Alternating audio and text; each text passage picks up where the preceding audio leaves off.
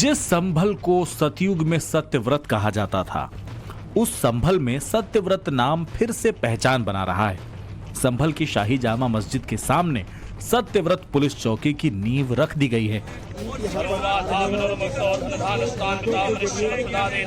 Satyavrat police चौकी के भूमि पूजन के लिए आचार्य शोभित शास्त्री को बुलाया गया है।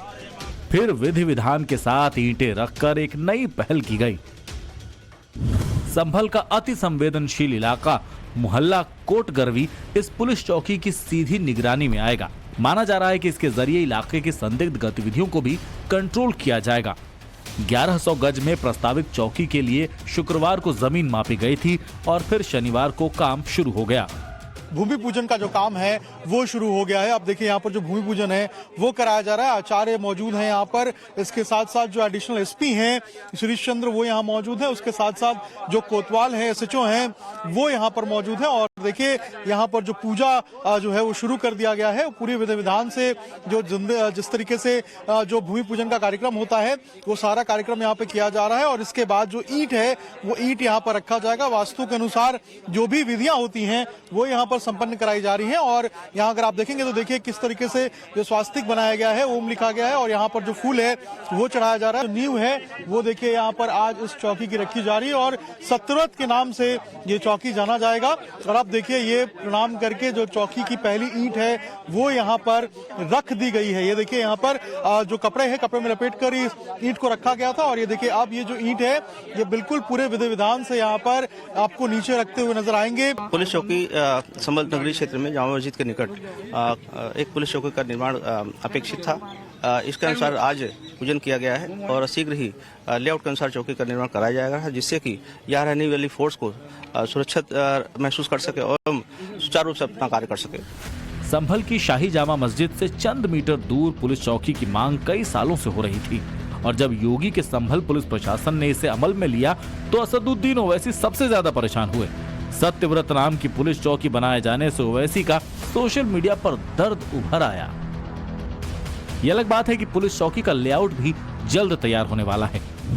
थाने को बनाए जाने के लिए शनिवार को 10,000 से ज्यादा ईंटों को मंगवाया गया था। कई मजदूरों को भी पौराणिक नाम वाली पुलिस चौकी की खुदाई में लगाया गया। इलाके की महिलाएं भी महादेव और बजरंग बली का नारा लगाते हुए श्रमदान करने पहुंची। सबकी ख्वाहिश तीर्थों की नगरी कहे जाने वाले संभल में सतयुग की धरोहरों को जिंदा होते हुए देखना है। इसमें मैं सहयोग देना चाहती थी, इसीलिए मैंने अपनी मर्जी से सबके मना करने पर भी मैंने फावड़ा चलाया और मैं किसी समय पुलिस की वर्दी में भी चमकूंगी। बहुत ज्यादा जरूरत थी इसकी, तो हम सब ये कह रहे हैं कि सबके साथ हैं प्रशासन वगैरह के। हमेशा हम अपने हर काम के लिए तन मन धन से सहयोग के लिए तैयार हैं। संभल का शाही जामा मस्जिद वाला इलाका इन दिनों बहुत सुर्खियों में है। इस मस्जिद के पास सनातनी सबूतों के साथ मंदिर मिल चुके हैं। कई कूपों को प्रशासन ने चिन्हित किया और उन्हें खुलवाया जा रहा है।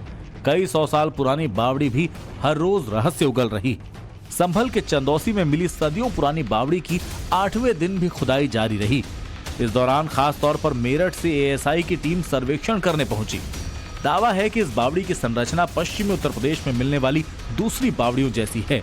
इसीलिए डीएम से चर्चा की गई और फिर भविष्य में पुरातनी पहचानों के साथ कोई खिलवाड़ ना हो, इसका ध्यान भी इसी पुलिस चौकी के जरिए रखा जाएगा।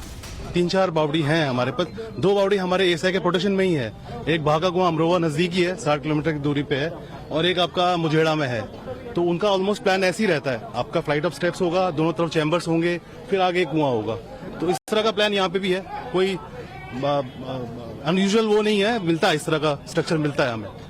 संभल में अगर हिंसा ना हुई होती, अगर पत्थरबाजी ना हुई होती तो शायद ये पता लगने में बहुत वक्त लगता कि किस तरह इतिहास को यहाँ दबाया गया और छिपाया गया।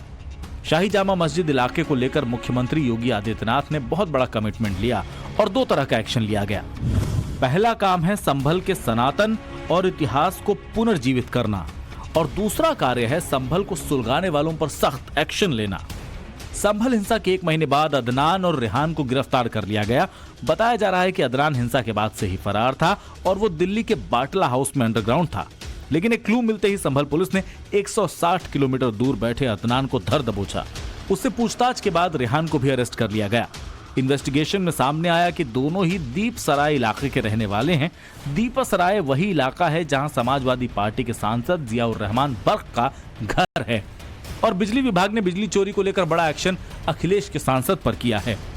अभियुक्त अदनान दीपासराय संभल का रहने वाला था। संभल में हिंसक घटनाओं में सीसीटीवी के माध्यम से इसकी पहचान हुई थी और अभी तक 50 से अभियुक्तों की गिरफ्तारी हो चुकी है। अदनान उसमें शामिल था और यह कल बाटला हाउस से गिरफ्तार होते हुए जेल गया है, जो कि थाना नखासा से वांछित था। इसके साथ ही जो कि इसके पीछे साथ रहे थे उनकी पहचान की जा रही। साथ ही इन्हें इसे जिसने भी शरण दी है उन्हें भी चिन्हित किया गया है, उनके खिलाफ भी कार्रवाई की जाएगी। संभल का दीपासराय मुस्लिम बहुल इलाका है। 1978 में इसी दीपासराय में हिंदुओं पर कत्लेआम मचाया गया और फिर 24 नवंबर को संभल के शाही जामा मस्जिद के पास से जो खौफनाक मंजर सामने आया, उसमें बहुत बड़ी भूमिका दीपासराय के रहने वाले उपद्रवियों की रही। संभल के इसी दीपासराय का रहने वाला है सारिक साठा। अब जो पुलिस की जांच है वो टेरर एंगल के ऊपर भी होती हुई नजर आ रही है, क्योंकि कई सारे लोग जो हैं वो संभल से जो बाहर गए थे उनका कनेक्शन डी कंपनी यानी कि दाऊद गैंग के साथ भी होता हुआ नजर आ रहा है। और यही कारण है कि एक नाम जो इसमें प्रमुखता से निकल के सामने आ रहा है वो है सारिक साठा का। सारिक साठा का संभल हिंसा में कहीं कोई कनेक्शन तो नहीं, इसे लेकर जांच शुरू हो गई, क्योंकि माना जाता है सारिक साठा संभल में अपने नेटवर्क के जरिए बड़ी आपराधिक वारदातों को अंजाम दिलवाता है। इसके लिए वो दुबई से बैठकर भारत में जाली नोटों की सप्लाई करता है। इस बात की आशंका इसलिए है क्योंकि आईएसआई और दाऊद इब्राहिम गैंग से उसकी करीबी है। सारिक साठा पर इंडिया में 54 केस दर्ज हैं, मगर सुरक्षा एजेंसियों को चकमा देकर वो किसी तरह फरार हो गया। आशंका इस बात की है कि सारिक साठा की तरफ से संभल में इस बार भी संदिग्ध मनी ट्रांसफर किए गए और वो इस पूरे इलाके को सवालों के घेरे में लाते हैं। अगर हम सारिक साठा की बात करें तो सारिक साठा संभल के दीपासराय का रहने वाला है और ये 8वीं तक पढ़ाई किया था। उसके बाद इसने पढ़ाई छोड़ दी थी और उसके बाद ये लग्जरी गाड़ियों की जो स्मगलिंग है उसमें लग गया था। लग्जरी गाड़ियां जो हैं वो बेचा करता था और उसके बाद इसके ऊपर एक मुकदमा भी दर्ज हुआ था और ये नॉर्थ ईस्ट से लेकर दिल्ली तक इसके खिलाफ जो मुकदमे हैं वो दर्ज किए गए थे। सारिक साठा के बारे में कहा जाता था कि ये गाड़ी 60 की स्पीड में चलाता था, इसीलिए इसका नाम साठा पड़ा था और ये सारिक साठा के नाम से जाना जाता था। संभल पुलिस की रडार पर 95 ऐसे लोग हैं जिन्हें चिन्हित किया जा चुका है।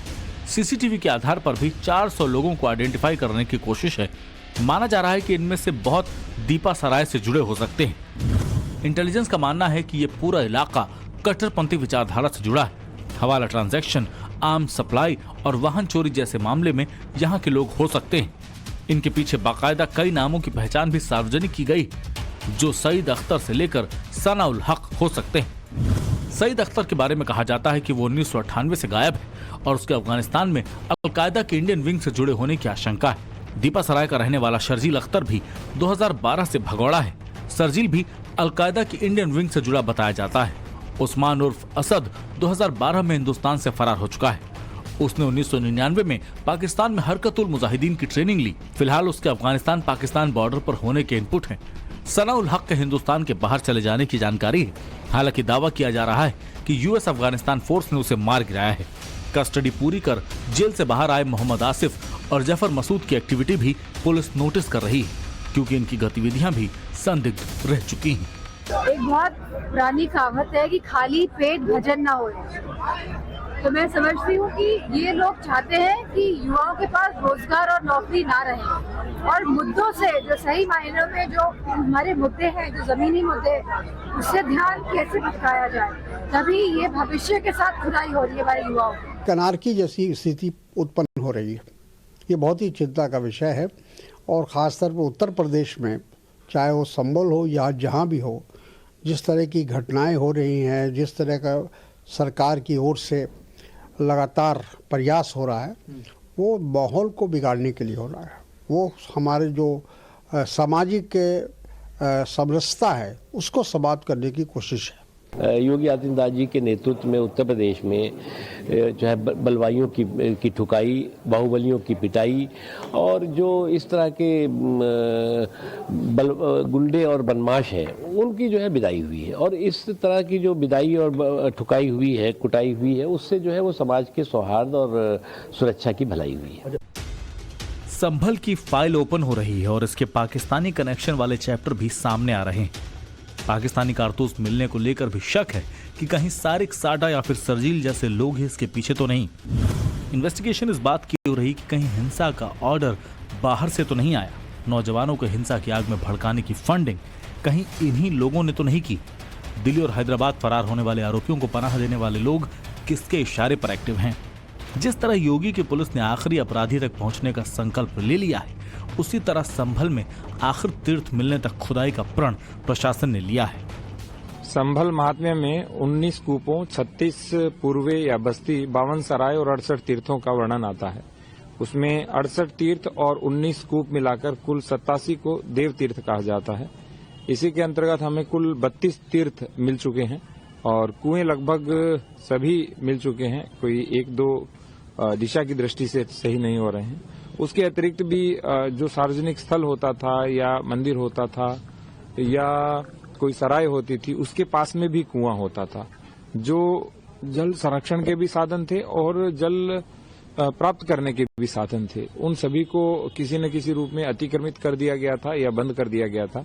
उनको पुनः खुलवा भी रहे हैं, उनका अतिक्रमण दूर करके पुनः उसे जल संरक्षण का प्राकृतिक स्रोत बना रहे हैं। योगी के लिए संभल अब केवल एक शहर भर नहीं, बल्कि सवाल सनातनी आस्था को नई पहचान दिलाने का है, सवाल कट्टरपंथियों को सबक सिखाने का है। वर्तमान के साथ साथ संभल के भविष्य की सूरत भी सुधारना योगी का मकसद है। संभल से अभिषेक राज के साथ ब्यूरो रिपोर्ट, टाइम्स नाउ, नव भारत।